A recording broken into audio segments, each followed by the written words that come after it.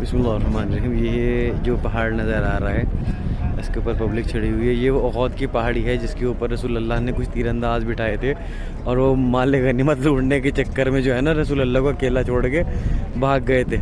خود لگ گئے تھے وہ مال غنیمت لوٹنے میں اور رسول اللہ کے اوپر جو ہے وہ حملہ کر دیا تھا ابو سفیان کی فوج نے.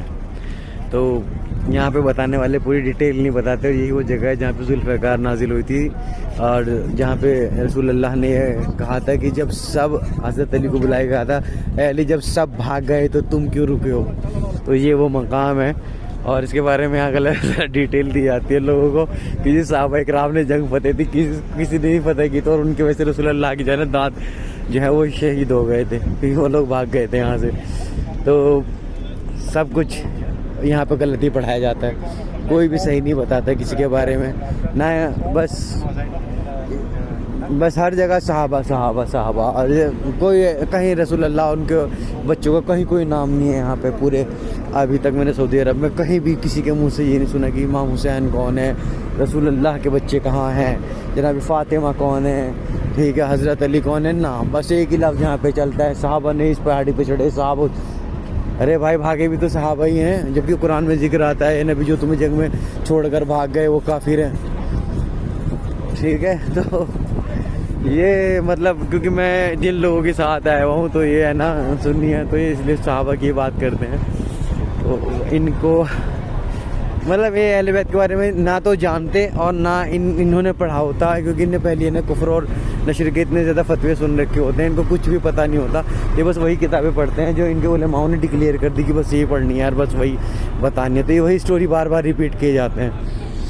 انہیں نہ تو ان کے علماء نے اہل بیت کے بارے میں پڑھتے, نہ ہی وہ ان کو پڑھاتے, نہ ہی وہ کتابوں میں ان کو ذکر کرتے. اس لیے رسول اللہ مطلب جہاں پہ پوری مسجد نبوی بنی ہوئی ہے نا پوری کی پوری مسجد نبوی امام حسین علیہ السلام کے گھر میں بنی ہوئی ہے. جناب فاطمہ کا گھر ہے وہ پوری مسجد نبوی پورا کا پورا رسول اللہ کا گھر, رسول اللہ کے بعد جناب فاطمہ کا گھر, جناب فاطمہ کے بعد امام حسین کا گھر.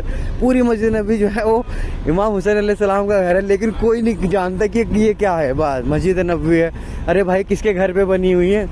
تو مطلب کوئی مطلب کسی کو بھی نہیں پتا. بس مسجد نبوی رسول اللہ نے بنائی تھی. بھائی کس کی جگہ پہ بنائی تھی؟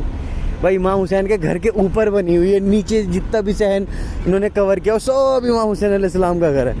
سب کا سب اس میں ان کا پورا گھر خاندان مطلب 18 بھائی تھے تو کافی سارے گھر بھی ہوں گے. وہ سب کچھ یہاں پہ ہے. اور یہ پورا کا پورا پہاڑ ہے جس کو جبل احد کہتے ہیں.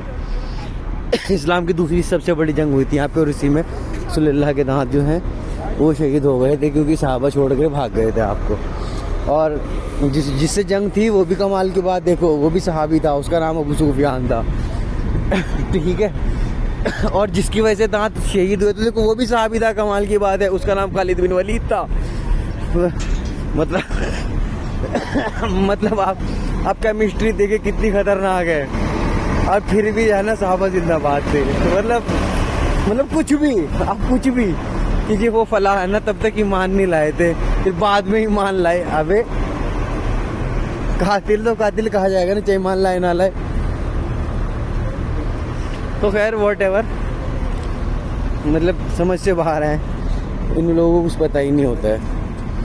یہ جتنی بھی بھیڑ بکریاں چل رہی ہیں ان سب کو نے ایک پارٹ پڑھا ہے. سب نے جو ہے اپنا سنا. اس کے بعد اس نے کہا دیکھو ادھر صحابہ کی قبریں اس طرف ہاتھ مت اٹھا کے دعا مت پڑھنا. انہوں نے کہا منہ ادھر کی طرف قبروں کی طرف.